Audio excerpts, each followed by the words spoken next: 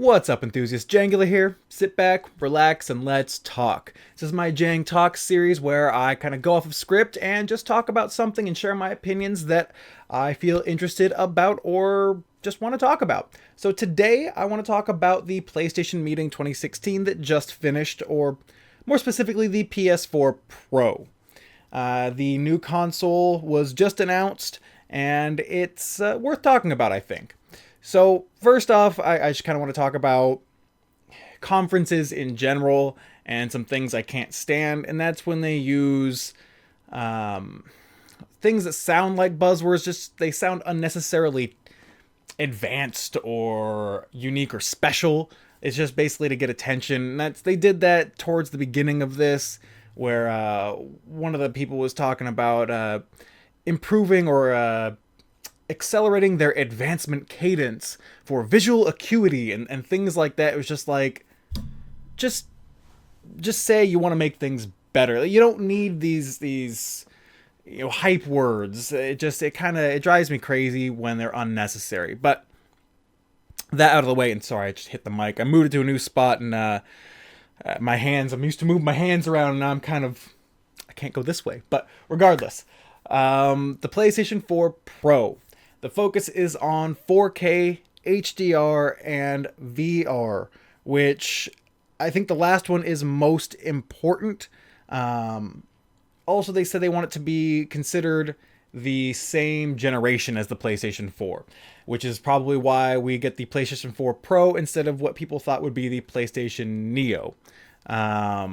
They don't want it to be like, oh, here's the next race or here's the next generation. The PS4 is obsolete, because it's not yet. So that's important to note. As for what's in the PS4 Pro, they've said it's got an upgraded GPU, boosted clock rate, and a larger hard drive. They also talked about interoperability. Basically, PlayStation 4 Pro and PlayStation 4 are, good to play together and all that. Again, it's same generation, not a new generation. Everything's still fine with the PlayStation 4. And I think that's important to note because, in all honesty, in most cases, I don't think the PlayStation 4 Pro is worth the money. Now, they also mentioned, or announced, I shouldn't say mentioned because they did announce it, the PS4 Slim for $300, and the PS4 Pro is going to be at $400, which those are not bad price points. I honestly expected higher for the PlayStation Pro, so I'm impressed and pleased by that. But again, let's talk about the PlayStation 4 Pro before I kind of talk about why I might not see it being worthwhile for most people. The big thing that struck me is whenever they were showing footage from a game with the PlayStation 4 Pro, it always had that disclaimer at the bottom that basically said PS4 Pro features will vary from game to game. So it's not like just getting a PS4 Pro and slapping a disc in of your, whatever game you want is going to increase the graphics or the refresh rate or the FPS rather. It's up to the developers for the games to patch the games to work for the PS4, which to me kind of sucks. Like, there's going to be a lot of games that are going to be patched for it, and a lot of games that are going to see a benefit from it, but not all of them. So you can't just be like, oh, I love this older PS4 game, but I'm not, it may not get supported because it's not one of the newer, fresher titles from the PS4. Or you like a niche game that maybe doesn't have the same audience, it might not get updated either, or might not be a priority to be updated. And that's kind of concerning to me. Also, I think they called it future-proofing for the PS4 Pro. The idea that going 4K now future-proofs you so you can be at 4K when it becomes the mainstream accepted thing, kind of like 1080p is now. I don't have 4K. I have no desire to get 4K currently. It'll probably be another couple of years before I am thoroughly interested in 4K. It's great. The images are beautiful, but I don't feel it's necessary or the industry standard yet. Also, HDR, high dynamic range. Ah, it can look great. It really can. And I think for things like films, it can be a great asset, but it's one of those things that falls into the category for me of just because you can doesn't mean you should. It can be great for storytelling elements and really setting a scene, and some of the images and footage they showed was fantastic looking, but some of it was also very blown out, and you lost a lot of information in those images. Granted, that could just be because I was watching it on a non 4K, non HDR screen. So maybe I just lost that information and it isn't there. That's entirely possible. But from my end, it just looked like blown out footage when the sun was on you. We saw footage of Horizon Zero Dawn. That game is just gorgeous, plain and simple. But when you're staring at the sun and when the sun's harsh, it really affects the visual of the game in a negative way, I guess. It really does, because you're losing information. You're not seeing the detail you want to see, and that can be really frustrating when you're at a certain point in a game and you need to be able to see certain things and you can't see them because, oh, the sun is in a certain position and I'm looking this direction, so I've got these massive bright lights in my eyes and I can't find the details of these things I need to see. So I'm going to keep hitting that until I get used to it. My apologies. I hope it's not making too much noise. But, so HDR, great potential, but it needs to be implemented properly. It needs to not be overdone, which really, I think can negatively affect gameplay aspects, which in the long run, these are games, not movies. The gameplay elements need to be the forefront and the focus rather than just making things look pretty. It's been all too common an issue the last 6-8 years. Just here's graphics, and we lose sight of the gameplay elements that really engage us. That said, VR. This is where I think most of the PS4 Pro sales should come from. Not that they will, but that they should. Because this is where I think the PS4 Pro will shine. They boast that it can increase the graphic quality for games in virtual reality, but more importantly for me, it can up the frame rate of these games, which for virtual reality is huge because having a smooth experience can really help negate the side effects of virtual reality.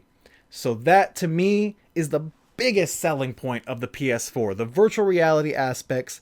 We've heard that, the PS4 VR is potentially the weakest of the VR sets available, but it's a console VR option. So there are a lot of people that are going to want this because they don't want to drop $1,000+ plus the headset fees and all of that to have a VR ready PC.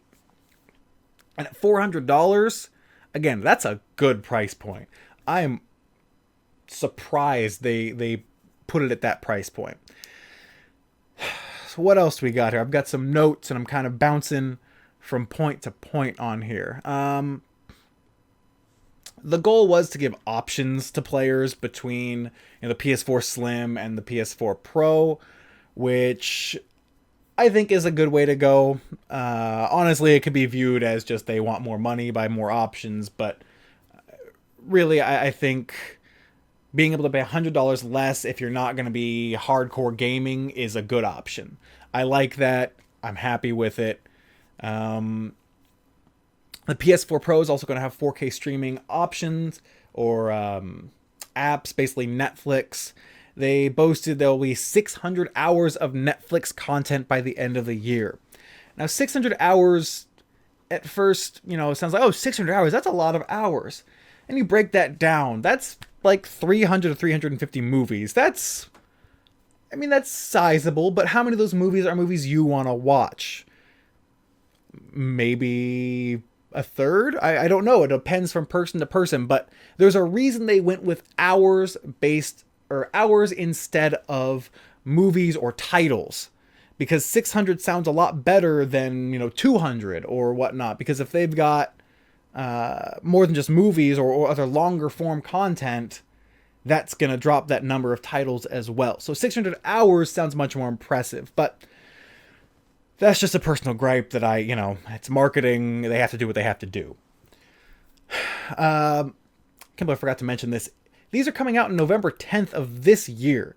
That is just in time for the holidays, which is not surprising at all. They want to hit that holiday market. They will sell a good amount there. Hopefully they'll sell a good amount there for them. But yeah, November 10th, PS4 Pro, $400, PS4 Slim, $300. Not bad prices. Aesthetically, they fit the line. They fit the PS4 look. They're just bigger and smaller.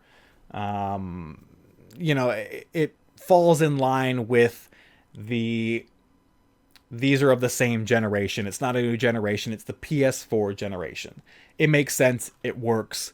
No real complaints there.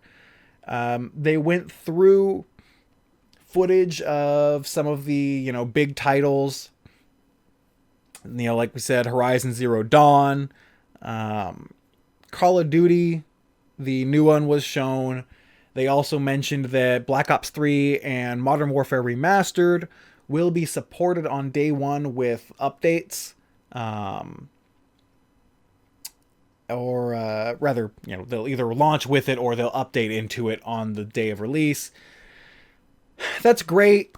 Again, these are just visual upgrades. It's not changing the gameplay, it's just changing the way it looks.